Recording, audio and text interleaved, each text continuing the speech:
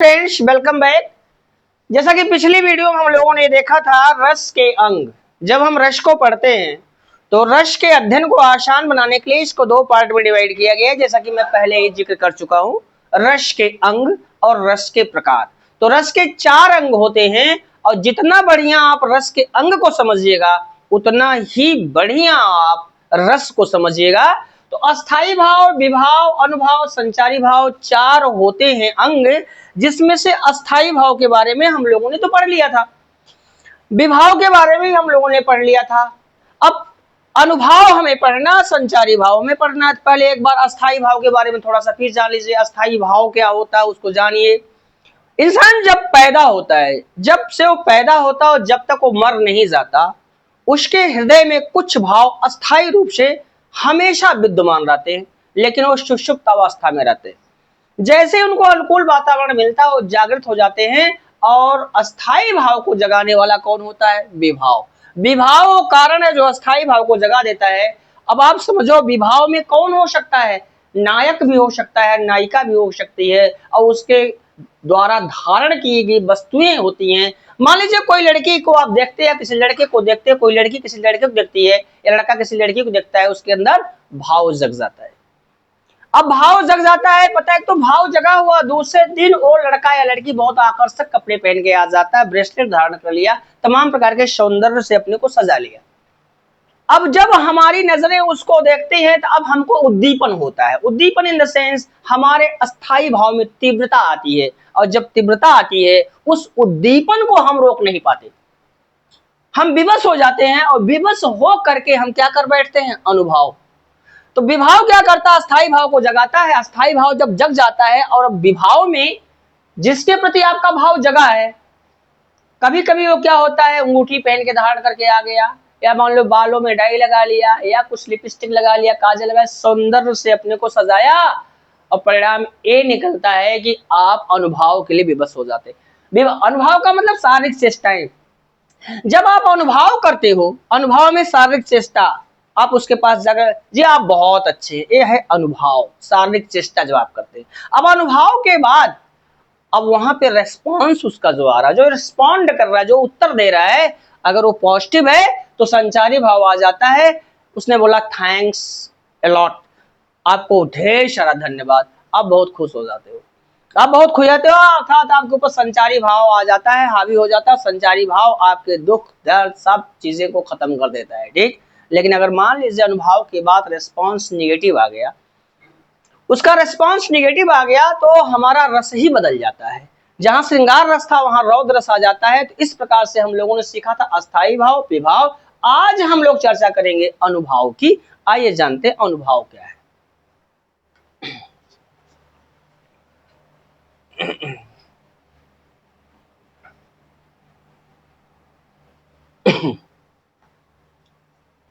अभी हमारा तीसरा अंग है अनुभाव। अब पहले समझे अनुभाव है क्या, ठीक। अनु माने क्या होता है और भाव माने क्या होता है, ठीक।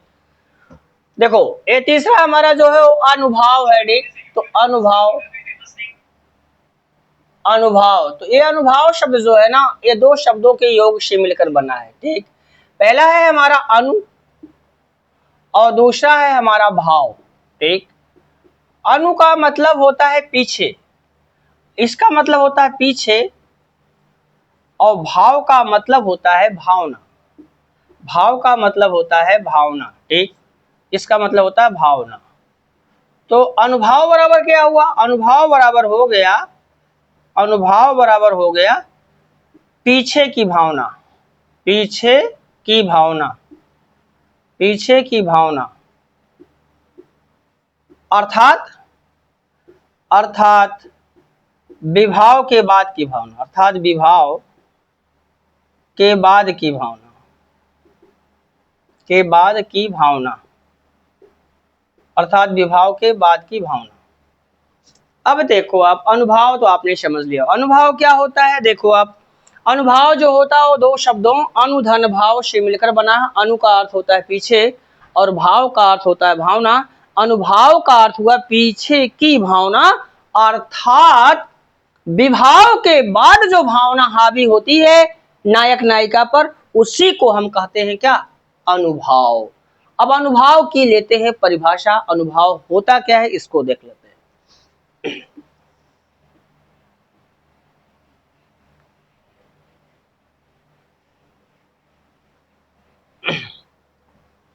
इसकी परिभाषा लें तो परिभाषा क्या कहती है जरा इसको देख लेते हैं।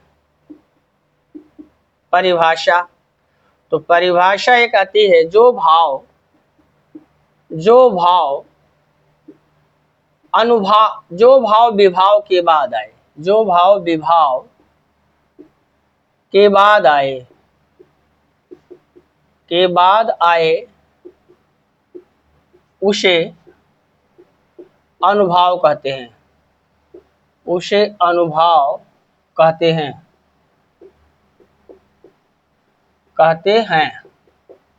अथवा यहां करके दूसरी परिभाषा ले लेते हैं। देख, अथवा करके दूसरी परिभाषा लेते हैं। मन के भाव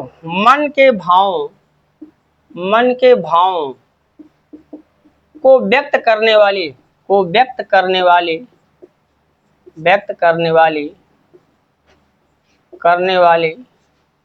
शारीरिक चेष्टाओं को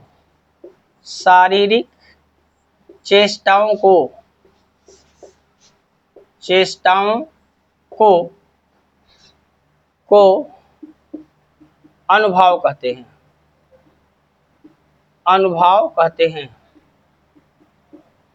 अब यहां देखें तो अनुभाव क्या है? जो भाव विभाव के बाद आए उसी को हम अनुभाव कहते हैं। ऐसे भी समझ सकते हैं, मन के भावों को व्यक्त करने वाली, जैसे हमने किसी को देखा, हमारे अंदर उसके प्रति जो भाव जगा, उसी भाव को जाकर हमने क्या अगले से बोल दिया, ये है अनुभाव। मन के भावों को व्यक्त करने वाली शारीरिक चेष्टाओं को अनुभाव कहते हैं। ठीक, अब देखें अनुभाव के कितने भेद होते हैं। तो जैसे विभाव के दो भेद थे, आलंबन विभाव, उद्दीपन विभाव। आलंबन विभाव दो प्रकार के थे, आश्रयालंबन, विषयालंबन। उसी प्रकार से अनुभाव के चार भेद होते हैं। ठीक, अब देखते हैं वो कौन कौन है।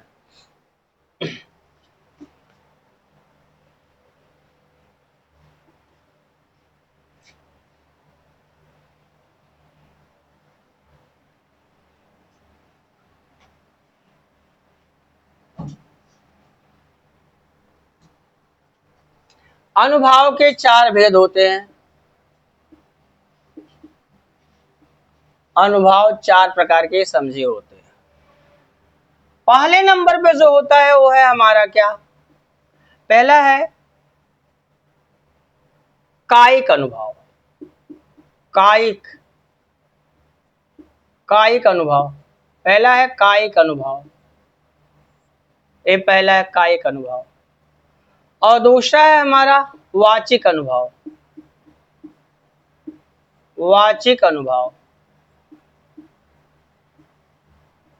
वाचिक अनुभाव ये दूसरा है। और तीसरा है हमारा आहार्य अनुभाव। आहार्य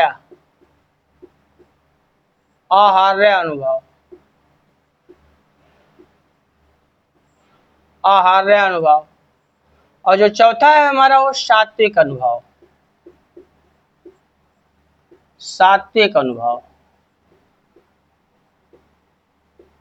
ये हमारा सात्विक अनुभाव। ये आप समझो, यहाँ पे है हमारा पहला कायिक अनुभाव, दूसरा हमारा वाचिक अनुभाव, और तीसरा है हमारा आहार्य अनुभाव, और चौथा हमारा है सात्विक अनुभाव। तो याद रखो, अनुभाव का मतलब विभाव के बाद आने वाली जो भावना होती है उसी को हम अनुभाव कहते हैं, अथवा मन के भावों को व्यक्त करने वाली शारीरिक चेष्टाओं को अनुभाव कहते हैं। अनुभाव चार प्रकार के होते हैं। पहले नंबर पे जो है वो है कायिक अनुभाव। कायिक का मतलब होता है शारीरिक। वाचिक अनुभाव में क्या होता है, वाणी से जब नायक नायिका एक दूसरे के संपर्क में आने के लिए शारीरिक चेष्टा करते हैं तब वहां पर होता है कायिक अनुभाव। जब नायक नायिका एक दूसरे के संपर्क में आने के लिए वाणी का सहारा लेते हैं, बोलकर कुछ कहते हैं, ठीक, शारीरिक चेष्टा नहीं करते, बोलकर कुछ बोलते हैं, वाणी से कुछ बोलते हैं, तो होता है वाचिक अनुभव। आहार्य का मतलब होता है रूप सज्जा, इसमें सजते संवरते हैं। जब नायक नायिका एक दूसरे के संपर्क में आने के लिए वस्त्रों के आकर्षण को आधार बनाते हैं। आपने देखा होगा कि हम दूसरे के लिए अच्छे लगें, खूब सजते संवरते हैं, अच्छे अच्छे भांति भांति के कपड़े पहनते ताकि उनकी नजरों में हम अच्छे लगें, अर्थात उनका भाव किसी और के प्रति न जाग जाए, ठीक, ताकि वो उनका भाव हमारे ही प्रति जागा रहे, इसलिए आकर्षक कपड़े पहनते हैं, खूब सजते संवरते हैं। वो होता है हमारा आहार्य अनुभव। सात्विक अनुभव का मतलब होता है जो सतो गुण से सुसज्जित हो। कहने का मतलब एक ऐसा भाव जहां शारीरिक चेष्टाएं अपने आप प्रकट होती हैं। इसमें क्या होता है, नायक नायिका समाधि की स्थिति में होते हैं, ठीक। तो ये आपके सामने अनुभव 4 बात, कायिक अनुभव, वाचिक अनुभव, आहार्य अनुभव, सात्विक अनुभव। आइए अब एक को देखते हैं, कायिक अनुभव क्या है।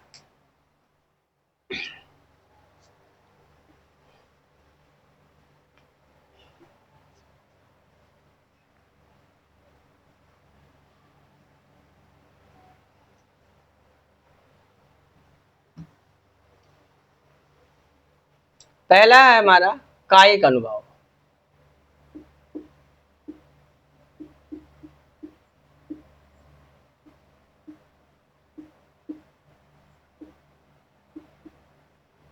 ये हमारा पहला कायिक अनुभव।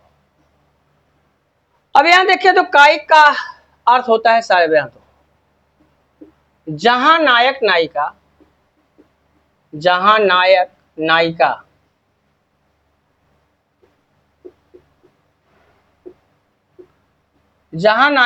एक दूसरे के संपर्क में आने के लिए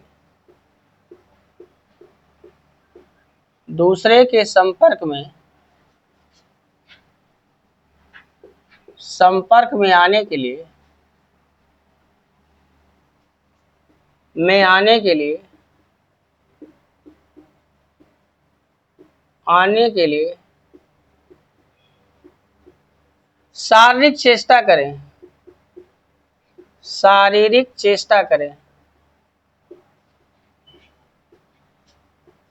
करें, वहां कायिक अनुभव होता है।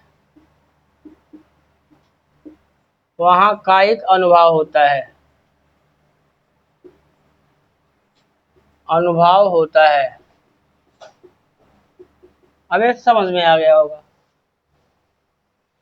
कायिक अनुभव क्या है, जहां पर नायक नायिका एक दूसरे के संपर्क में आने के लिए शारीरिक चेष्टा करें, इशारा करें, हाथ हिलाएं, सीटी मारें, आंख मारें इत्यादि, ये सब कायिक अनुभव के अंतर्गत आता है, ठीक।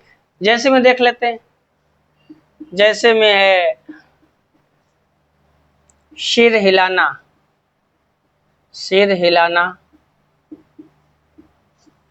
सिर खुजलाना,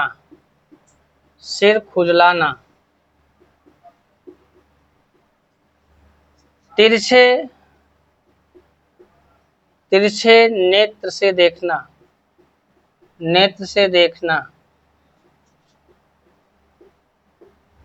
सीटी मारना, जैसे सीटी मारना,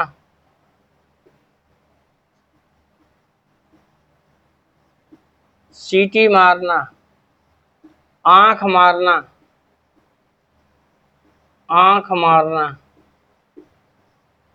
ईडिशी, ये सब हमारे हैं कायिक अनुभव। जब नायक नायिका एक दूसरे के संपर्क में आने के लिए शारीरिक चेष्टा करते हैं, वहां पे होता है कायिक अनुभव। कायिक का अर्थ होता है शारीरिक। दूसरा देख लेते हैं,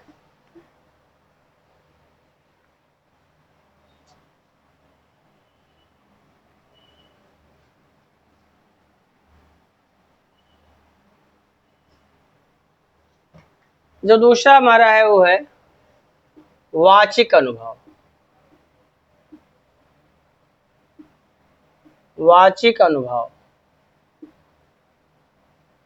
यह दूसरा हमारा वाचिक अनुभव। अब इसको देख लेते हैं। वाचिक का मतलब वाणी से, जहां नायक नायिका जहां नायक नायिका एक दूसरे के संपर्क में आने के लिए एक दूसरे के संपर्क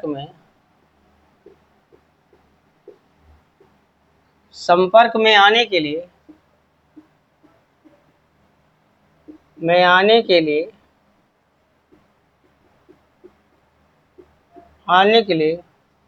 वाणी का सहारा लें, वाणी का सहारा लें वहां वाचिक अनुभव होता है,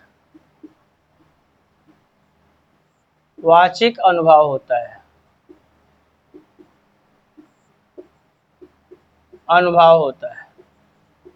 वहां वाचिक अनुभव होता है। जहां पे नायक नायिका एक दूसरे के संपर्क में आने के लिए वाणी का सहारा लें, बोल के कुछ चीज करें, चेष्टा ना करें शारीरिक, बोल के कोई चीज करें, देख वहां पे वाचिक अनुभव होता है। वाचिक का होता है वाणी से, वाचिक का अर्थ होता है वाणी से। तीसरा देख लेते हैं,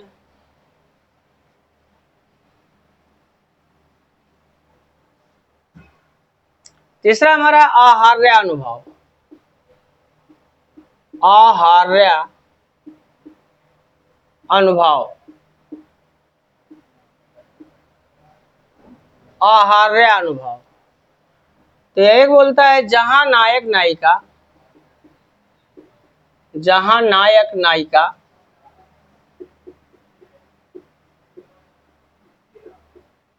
एक दूसरे के संपर्क में आने के लिए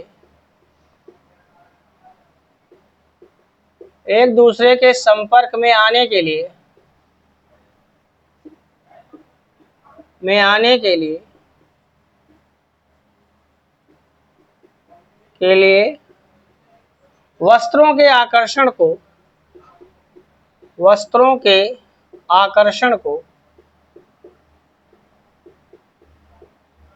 आकर्षण को आधार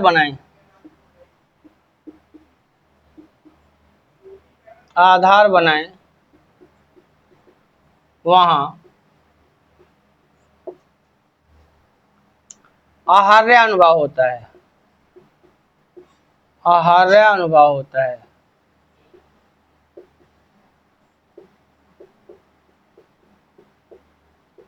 अब ये देखें, जहां पर नायक नायिका एक दूसरे के संपर्क में आने के लिए वस्त्रों के आकर्षण को आधार बनाते हैं, वहां पर होता है आहार्य अनुभव। आहार्य का अर्थ होता है रूप सज्जा, ये तो समझ में आ गया होगा, ठीक। मैंने इसमें संस्थे समझते हैं, ठीक। यहां पे अगला है हमारा सात्विक अनुभव।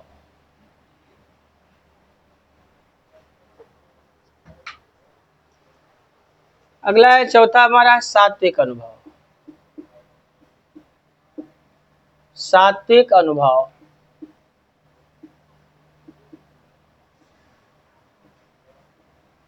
क्या है? जहां शारीरिक चेष्टाएं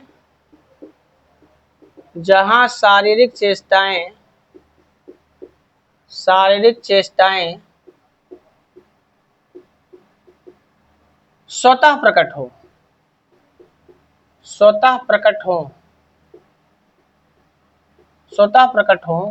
वहां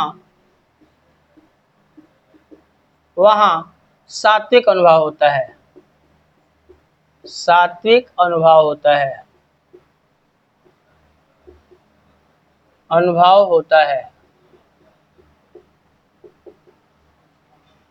इसमें नायक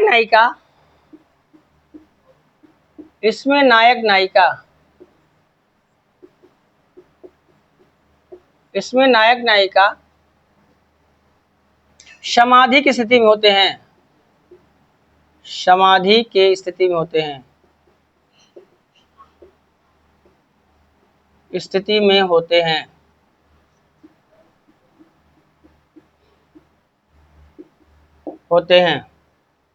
इसमें क्या होता है?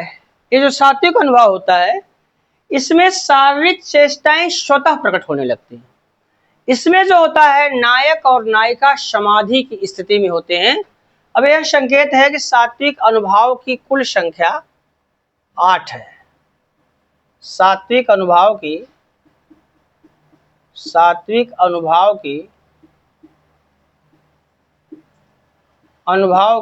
कुल संख्या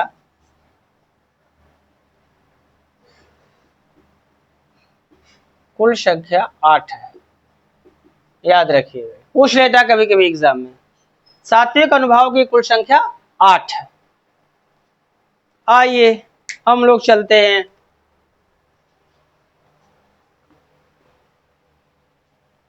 तो यहाँ पे हमने देखा अनुभाव, ये था रस के अंग में तीसरा अंग। ठीक, अनुभाव पहला है स्थायी भाव, दूसरा है विभाव, तीसरा है अनुभाव और चौथा है जो हमारा वो है संचारी भाव। उसको देख लेते हैं। चौथा हमारा जो संचारी भाव, चौथा जो अंग है वो हमारा है संचारी भाव। ये क्या होता है? जो संचारी शब्द है वो संचरण से बना है। तो संचरण, संचारी का अर्थ होता है संचरण करने वाला। ठीक, तो संचारी भाव क्या होता है? ठीक, इसको जान लेते हैं। जो भाव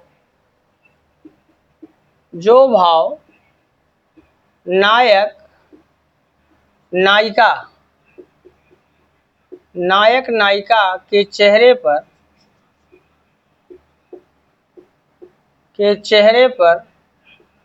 अनुभव के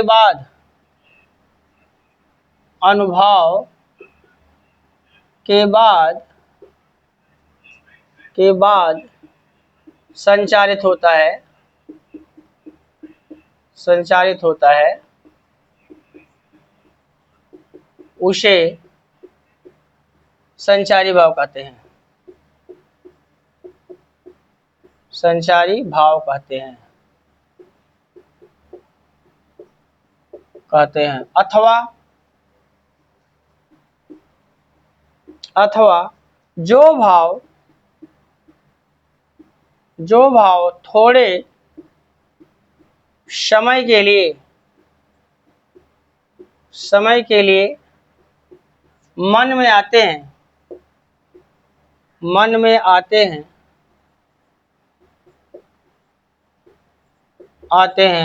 और अस्थाई भाव को पुष्ट करके लुप्त हो जाते हैं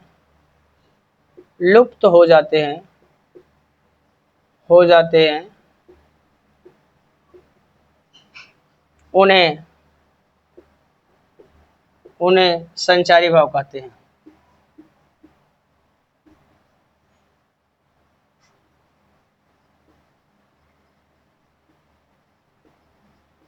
अब यह समझो आप, तो नायक नायिका के चेहरे पर अनुभव के बाद जो भाव संचारित होता है, अनुभव हुआ, अनुभव के बाद जो भाव नायक नायिका के चेहरे पर संचारित होता है, अगर अच्छा अगले ने कहा एक, तो बहुत खुश होंगे, बड़े प्रसन्न होंगे। ठीक, आनंद आ जाएगा आपको। लेकिन अगर अगले ने उल्टा बोल दिया, कुछ खराब रिस्पॉन्स कर दिया, ठीक, डांट दिया या गाली दे दिया, तो फिर आप निराश होते हो। जो भाव उस समय आएगा वो निराशा वाला भाव होगा, वही संचारी भाव होगा। तो रस ही बदल जाता है, वो दूसरा रस हो जाता है।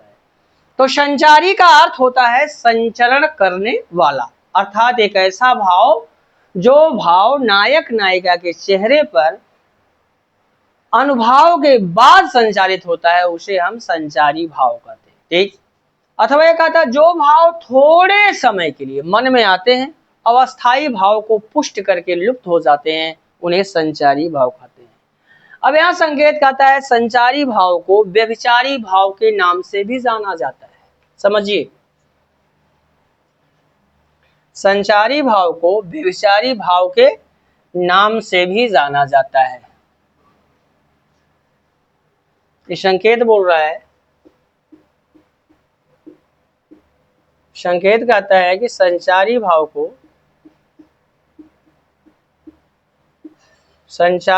को व्यभिचारी भाव के नाम से भी जाना जाता है, के नाम से भी जाना जाता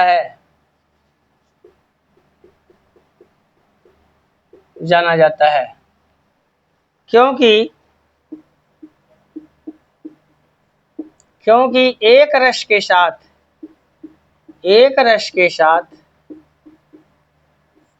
अनेक संचारी भाव आते हैं, अनेक संचारी भाव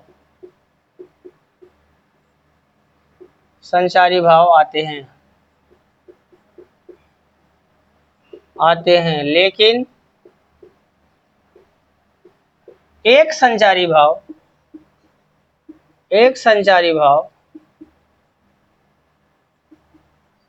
किसी एक रस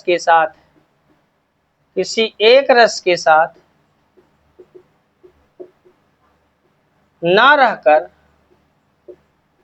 अनेक रसों के साथ रहता है, अनेक रसों के साथ रहता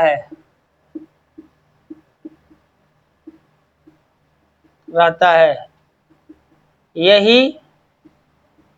यही इसके व्यभिचार की स्थिति है,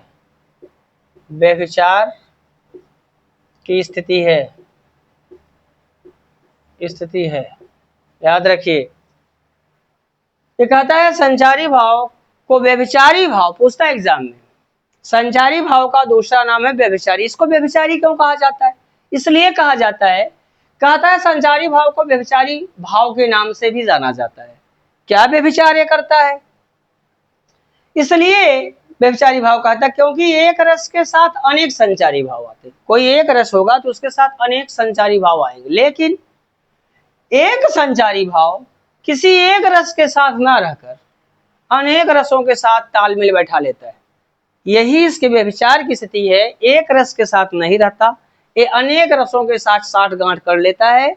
इसी कारण इसका दूसरा नाम क्या है? व्यभिचारी भाव। ठीक, अब याद रखो, जो संचारी भाव होते हैं वो पानी में उठने वाले बुलबुले के समान होते हैं, जो उठते रहते हैं और लुप्त होते रहते हैं। ठीक, ये भी समझ लो। संकेत 2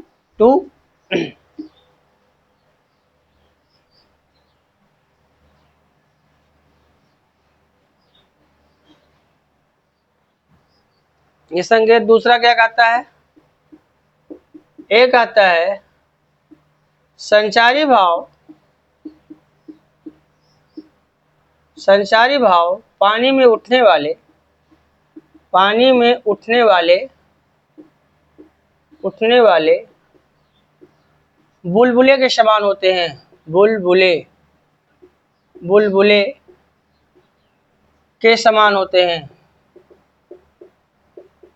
के समान होते हैं, जो उठते रहते हैं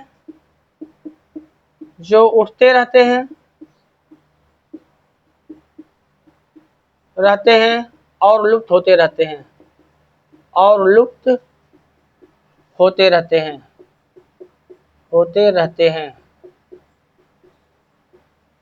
जी हाँ, संचारी भाव पानी में उठने वाले बुलबुले के समान होते हैं, जो उठते रहते हैं और लुप्त होते रहते हैं। तो यहाँ पे हम लोगों ने रस के अंग को कवर कर लिया। ठीक, रस के 4 अंग होते हैं: अस्थाई भाव, विभाव और अनुभाव, संचारी भाव। आज की वीडियो में बस यहीं तक। मिलते हैं आपसे अगले वीडियो में, तब तक के लिए विदा। Best of luck. मिलते हैं आपसे अगले वीडियो में।